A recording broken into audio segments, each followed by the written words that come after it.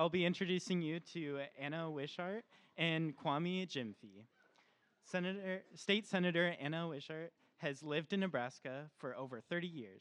She is a graduate of Lincoln Southeast High School and Middlebury College, where she studied film studies. After working for 6 years at the Nebraska legislature and leading advocacy campaigns, she was elected in the Lincoln Airport Authority in 2011, where she served as chair. In 2016, Anna was elected to represent District 27 in the Nebraska legislature with over 70% of the vote. She has served on the Appropriations Committee and as vice chair of the State Tribal Relations Committee. Senator Wishart was reelected again in 2020. Senator Wishart is also the External Relations Director for Monolith Industries. Kwame Gyamfi is the Northeast High School Community Coordinator for Civic, Nebraska. He creates effective and durable programs for the teens in the Rocket CLC, one of the 6 community learning centers run by Civic, Nebraska. Kwame also maintains relationships and partnerships with community-based organizations, Lincoln Public Schools staff, neighborhood residents who support the goals of the CLC. Kwame is an award-winning writer, a historian, a facilitator for equity, inclusion, diversity, an artist, and a business owner. He also specializes in African history and culture. His short fiction, Black Violas, was honored with the grand prize for the prose by Illuminations magazine in 2014. Give them a warm welcome.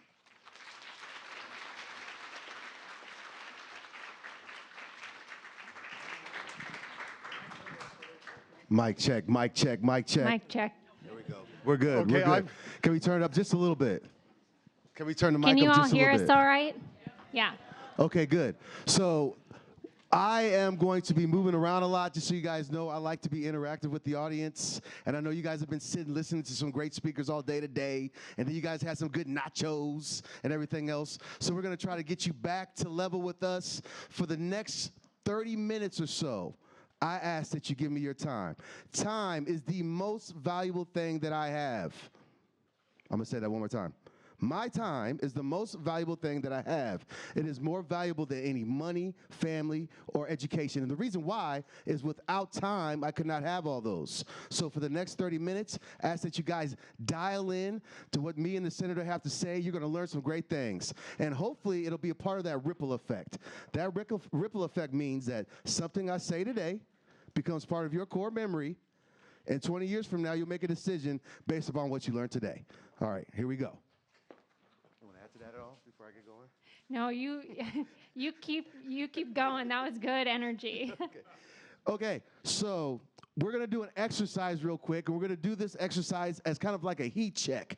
I'm going to say 1 clap, and everybody's going to clap their hands once. And then I'm going to say 2 claps, and everybody's going to clap their hands twice. Nod your head if you guys know what I'm saying here. You guys with it? 1 clap, 2 claps. Okay, that was okay. That wasn't quite as crispy as it could have been, but we're going to come back later on, and we're going to revisit that to make sure you guys are still with us, all right? Okay. Before we get into the meat and taters of it, I just want to lead off with a piece of information. A couple years ago, I was able to meet Jamie Cassip. He is one of the inventors of the Chromebook. You guys know what a Chromebook is, right? All of you guys got to use them Chromebooks. So Jamie Cassip, about 20 years, was one of the people that invented the Chromebook. I had an opportunity to speak to him, and he said to me, there are 2 things that Google is looking for future employees. 1, can you tell a story? And 2, can you solve a problem? So as we're talking today, as we're having this information and we're sharing, I want you guys to be thinking about those 2 things. Can you tell a story, and can you solve a problem?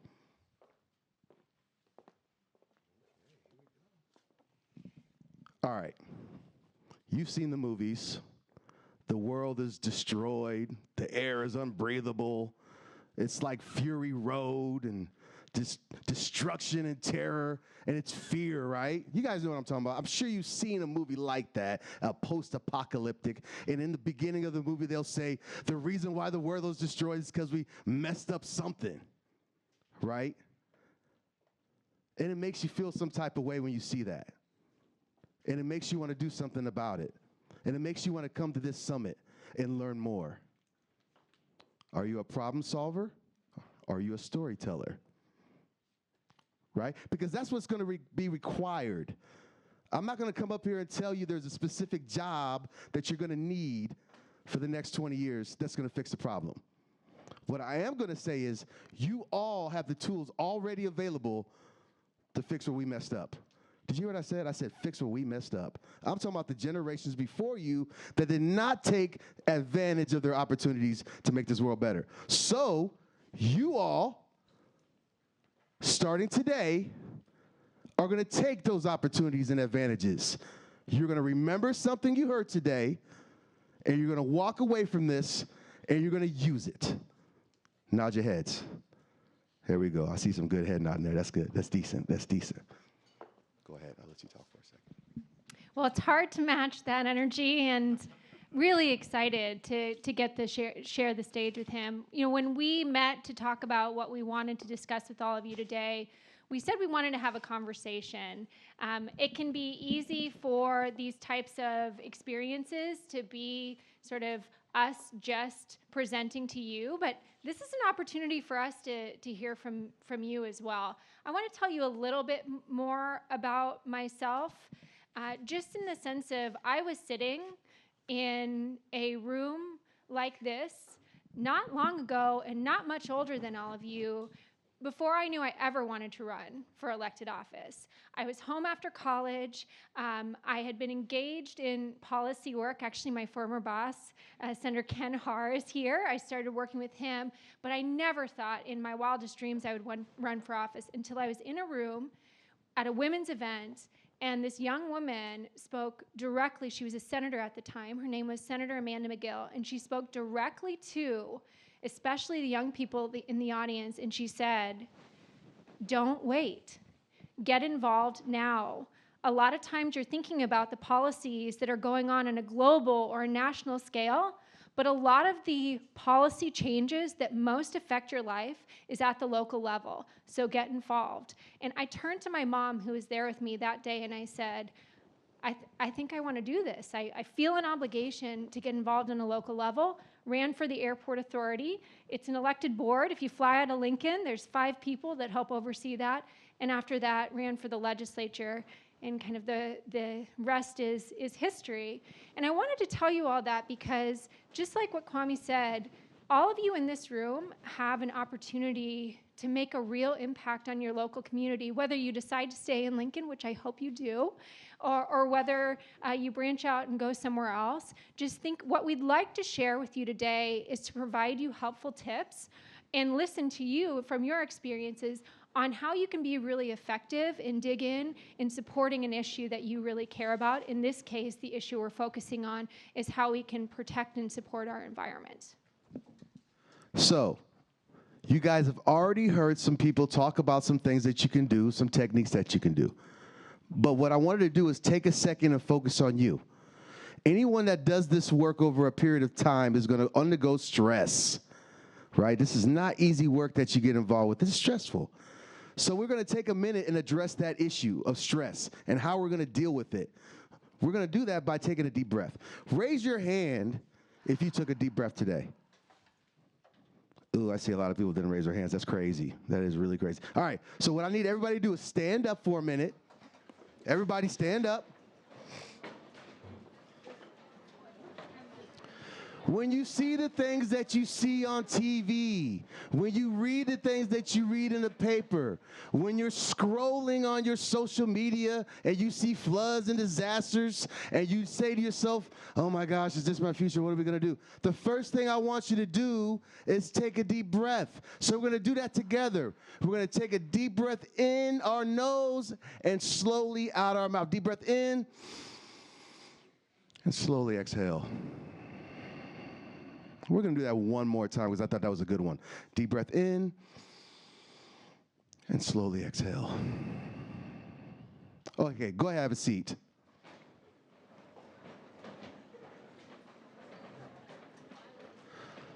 So when you are in those moments, that is the first thing we need you to do is take a deep breath and collect yourself. Because what's going to happen is if you try to approach an issue and you already have this anxiety buildup in you, you're going to have ineffective communication. You will not be able to get your, okay, let me put it like this. Have you ever been in a room and the person that you have a crush on walks in the room and your heart starts fluttering and you know, like the Eminem song, knees weak, mouth spaghetti, all that other stuff, right? Y'all know exactly what I'm talking about. So what I'm saying is that is a natural reaction that your body goes through. It's a physiological reaction, just like anger, sadness, everything else. And those are natural blockers from you being able to have that conversation, that cognitive conversation that you need to have. So make sure that you're taking care of yourself before you try to get into this work. Take that deep breath every single day. Now, what we want to do right now is we're going to get into the meat of it. We're going to challenge someone in here. I'm asking for an issue that you believe, not just an issue now, but an issue that could potentially be an issue in the future. And we're talking specifically about our climate, our environment, our planet. So raise your hand if you've got an issue. Here we go.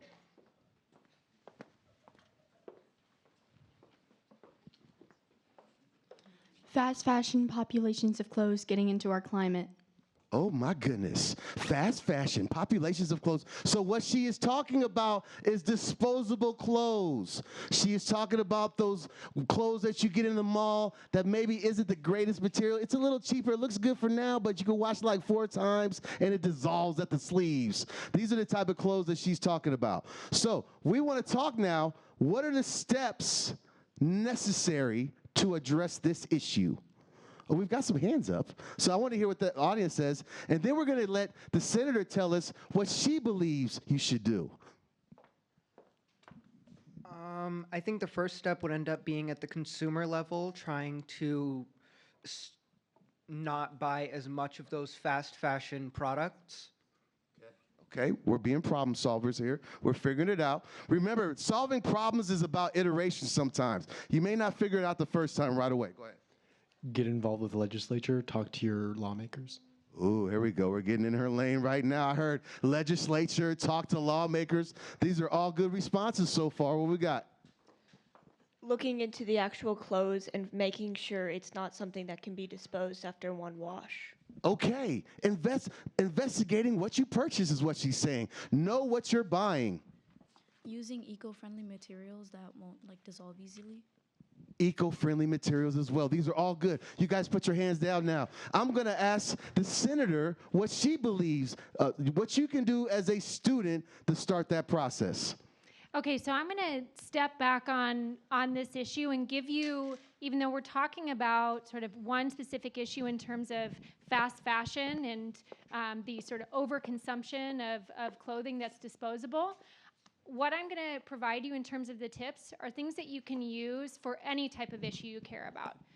So when you establish something that you care deeply about, you've looked in it, you've read it, you recognize it has, in your opinion, an effect on society that is negative, and you want to do something about it, the first thing you do is see what you yourself can do. So I love that response of how do I put some skin in the game and put my own actions and my words in the direction that I want other people to. So I thought that was I liked actually how you all sort of layered on, because this is the direction you should go. So first, you get sort of yourself in line with where your morals and your values are.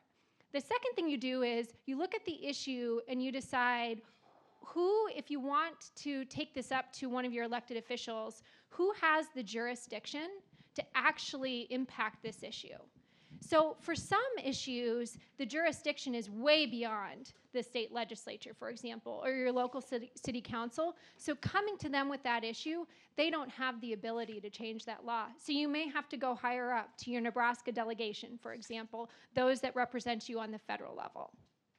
But maybe there are ways with an issue that you think maybe has a federal, mainly sort of a federal or more global sort of impact to find a way to make a dent in that issue at the local level. So for example, if you're looking at issues in which you want to incentivize people purchasing more locally produced fashion and materials, then look at ways where you could maybe champion a policy that incentivizes and supports local businesses growing, local stores where they source their materials in a sustainable way, for example. So what would you do there? The first thing I would tell you to do is always look at who your representative is.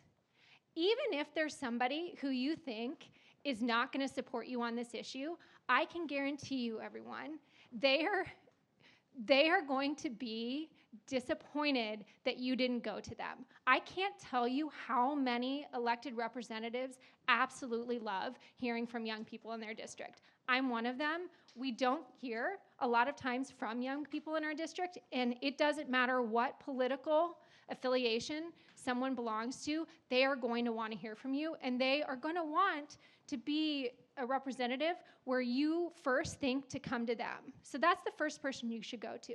The second is you should chart out who do you think, if you look at people's past policy records, what are people, when you look at their history of voting and what they've communicated on social media or in public forums, look at and chart out who are other champions you can go to.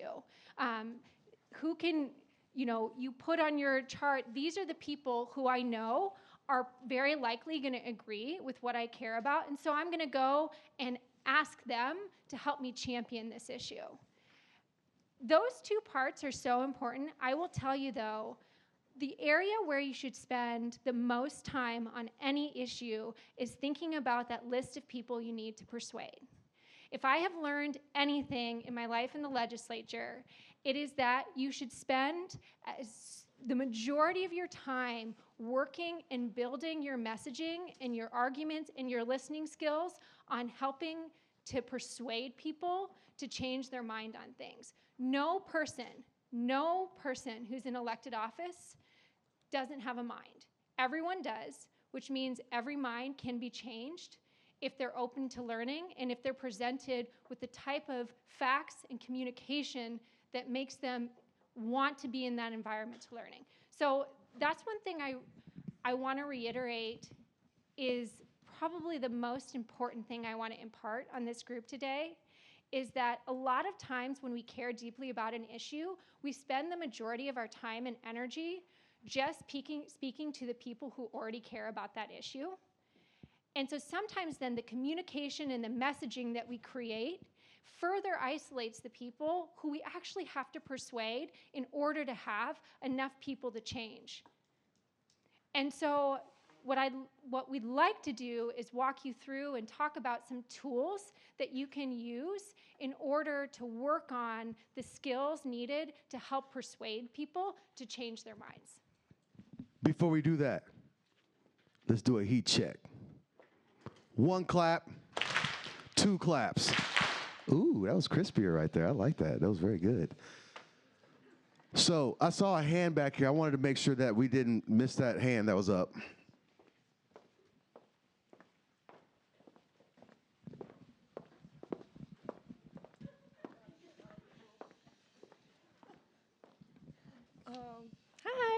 Hi.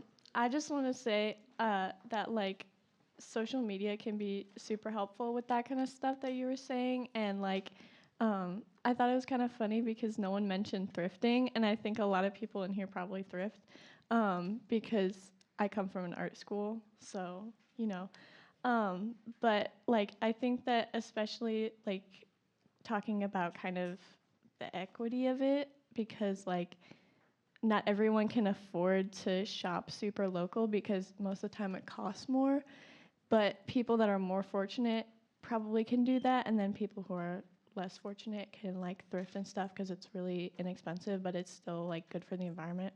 So yeah. Whether you have money or not, you should be thrifting, because that's recycling. But yes, so what I want to do is piggyback off of what the senator was saying. Knowing who to talk to about issues is important. One of the things that you guys do not get taught in school is about networking, right? Literally, you don't get taught networking. Those that know how to network, those that know how to connect with people, are those that get things done. So what that means for you is when you leave here, you want to be networking with those people that are in those areas that you want to be involved in. Sending emails, ask them if you can reach out, ask them if you can get them some coffee, anything like that, if they have any time to speak with you. And then when you get the opportunity to talk to them, don't waste their time. Make sure you know what you want to talk about. Have some issues. Now, they may not even want to talk about issues. They just want to sit down, have a cup of coffee, and enjoy a conversation with you, which is even better. Build a relationship, then you can have those tough conversations with them. You guys got that? So I want to do a little, speaking of networking, one of the things that's really important, especially as you're either entering or exiting college, is building a network of mentors that are going to support you when you're making these key decisions in your life. And what's really important, and this goes back to that argument I was saying about making sure that you're surrounding yourself and engaging with people who may not agree with you and allow you to really push yourself to see if you can change their mind or maybe they'll change your mind. So I want to do an exercise right now that will help in terms of supporting you in thinking about your network and in particular thinking about your mentorship building. So if you all close your eyes. Okay, so if you will picture a boardroom, a board of directors room, just raise your hand if everybody knows what that looks like. I'm sure you've seen it in movies. So big, long table with like 10 chairs around it. And you are sitting at the head of that table. And surrounding that table is the board of directors of your life. These are the people who you want to have surrounding you, who are going to help you when you have a really key decision you need to make, whether it's what college should I go to, what job should I start, should I run for office? And so think about, as you go home, you won't have to do it right now, but think about who is in those chairs and make sure that at least half of the people that are in those chairs are people that are going to challenge you on the way you're thinking, challenging you to do even more, to strive even more in your life. Because these are the type of people, when you have an issue that you care deeply about, you can sit down and walk them through how you as a person are going to be able to have the biggest impact on that.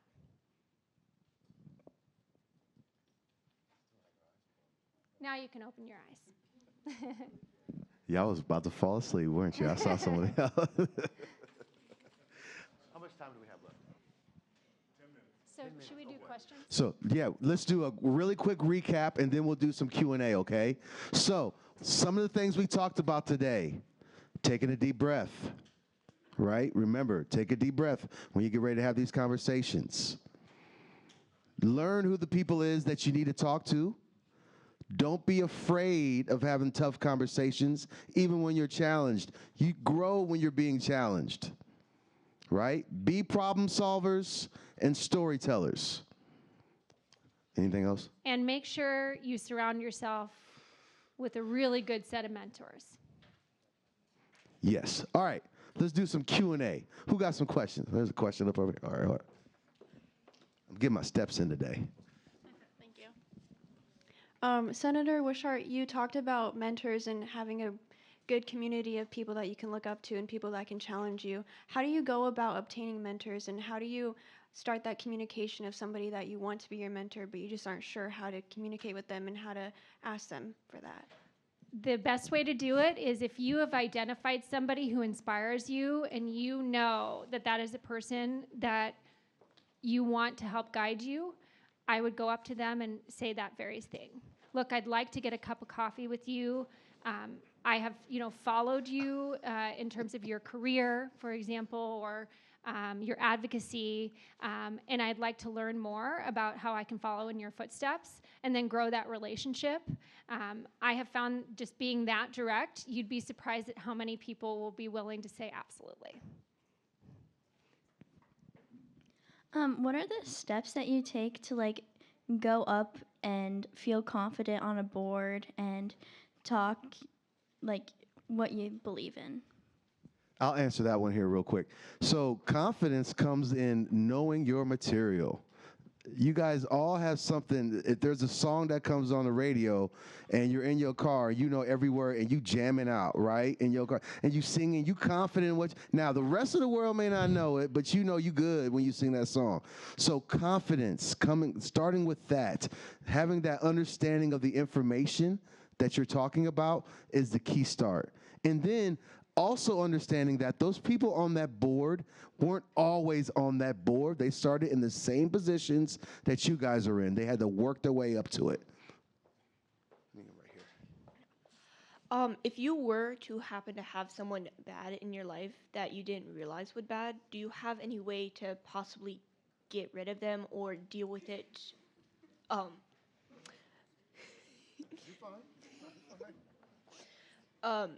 Like emotionally and mentally stable lives? She's asking about those toxic people. How do we avoid those toxic people? That's a great question. I've never gotten that question before, but it's such an important one to figure out in life. I would say that the first thing is just to make sure that you as a person set boundaries in your life. You may not be able to, depending on the situation, if it's a work environment, you may not be able to entirely avoid that person.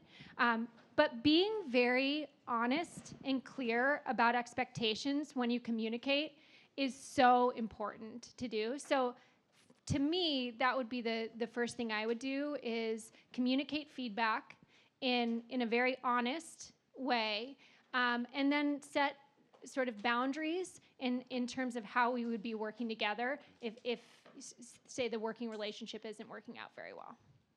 All right, we're going to do just a couple more questions here. I don't really know how to word this question, but how do you like convince people who aren't open-minded to like kind of believe in what you believe in? Because in terms of like climate change, I honestly, all over social media, it really feels like one generation versus another, because I feel like the younger generations are way more open-minded and like understanding of the issue, and older generations are kind of like stuck in their ways.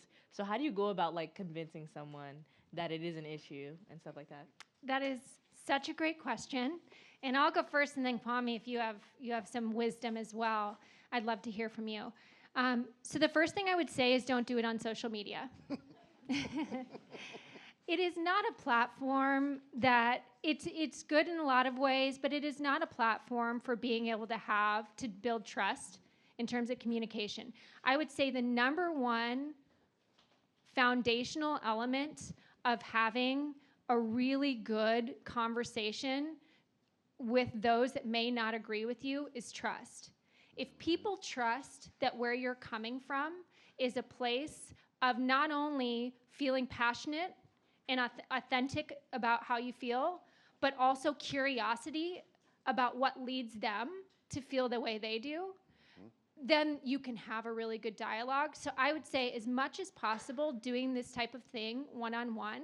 The best advice that was ever given to me was from Mary Pfeiffer. If you all don't know her, she's an incredible writer who has been a leader locally in terms of the environment. And she, when I was campaigning and going doors to door, and you get into a lot of conversations where you don't know what political issue is going to come up. And she told me, Anna, if someone says something where at first you're like, wow, I don't think I agree with that, ask them, what in your life has led you to believe that? When you ask that question and people actually explain the history of what led them to feel a certain way, you'd be amazed at how many actually things that you find you have similarities on, and the trust that you build with that curiosity of wanting to learn more before you share. I 100% agree with that. I also believe that you need to make sure going into that conversation that you're okay with compromise.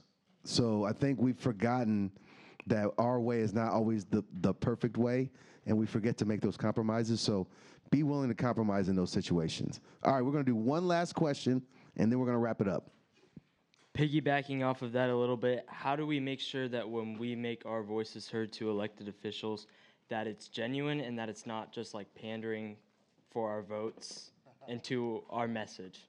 Yeah, so first I would tell you, like, most of the best, I would say the top pieces of legislation I brought were because of a constituent literally walking into my office and saying, this is an issue I've identified. I know nothing about how a bill becomes a law, but can we work on this? And we literally crafted the legislation together and passed the legislation. And so what I would say is, like, don't be afraid to walk into your elected official's office. They have amazing staff who have signed up for this regardless of their political affiliation. You will love the staff. They've signed up for this because they care about people. And you, if you have an issue that you care about, they will sit and meet with you. And there's nothing more genuine than sitting in an elected official's office or them coming and touring something that you care about and you having those one-to-one in-person conversations. It's better than an email. It's better than a phone call. And the great thing about Nebraska is you have 49 state senators that are incredibly accessible in terms of knowing who they are and being able to go into the Capitol and connect with them. And I think you're going to be meeting with Senator Dungan, who's behind, standing back there, who may be able to, in the next session, just kind of workshop with you through exactly what that looks like. All right, let's go and do one last heat check here real quick. One clap, two claps. Good. October 10th. Is Check-in Nebraska Day. Make sure on October 10th you text someone, call them, someone that you haven't talked to in a long time who is isolated, see how they are doing. If you're looking for resources to have that conversation, go to civicnebraska.org. We have, and put in check-in into the search, and you can find more information about it. Thank you guys for having us. Enjoy the rest of your day.